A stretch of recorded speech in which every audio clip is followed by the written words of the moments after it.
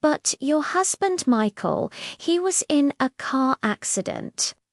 I was 67 when I started telling this story. But I was only 19 when it began. He was just a boy then, full of life, dreams, laughter. I was older, to 48. Yes, people stared. Yes, people judged. But love doesn't ask questions about age. It just happens. And oh, how it happened. He used to bring me roses, not the store-bought kind, but the ones he'd pluck from the garden down the road. He said, "You deserve flowers that feel the sun before they reach your hands." And I believed him. I believed every word, every promise, every gentle touch. At 51, I married him. I wore a soft pink dress. He wore a trembling smile.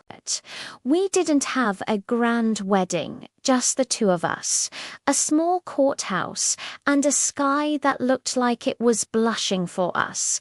The next few years were beautiful. He made me feel like I was young again. We danced in our little kitchen, took late-night walks, shared ice cream on park benches like teenagers. I called him my second chance. He called me his forever. But forever is a fragile thing. When I was 58, everything began to change. He started coming home late. The kisses grew shorter, the silence longer. I asked if something was wrong. He said he was just tired. One night, he didn't come home. He walked in the next morning, his eyes heavy, not with sleep, but with guilt. And that was the day he told me he had met someone else. Someone younger, someone more fitting. They were getting married. I didn't scream, I didn't break things.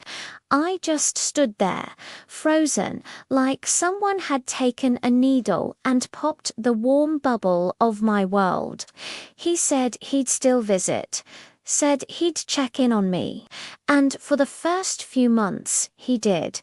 He'd bring groceries, fix a light bulb, talk for a few minutes, then leave. But slowly, those visits stopped. The phone calls faded. And then, silence.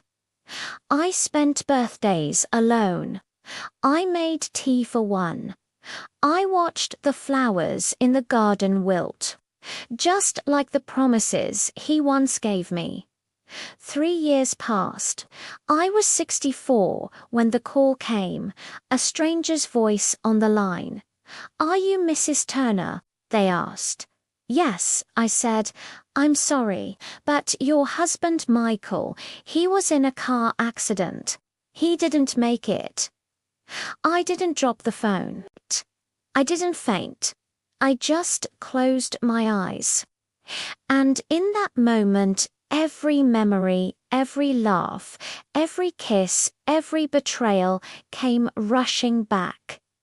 I sat alone that night, lit a candle, held his old sweater in my hands. It still smelled like him, like cinnamon, and coffee, and rain. I cried, not just for the man I lost, but for the girl who believed love would last forever. For the woman who gave everything, and still ended up alone. People tell me I'm strong, that I moved on. But the truth is, I never really did. Some nights I still make 2 cups of tea, still glance at the door, half hoping he'll walk in. And when the wind rustles the curtains just right, I pretend it's him. Sitting beside me, maybe love doesn't always end the way we want. Maybe hearts don't always get closure. But I loved with everything I had. And for a little while, I was loved too. And even though he left, a part of him never really did. Subscribe if you like.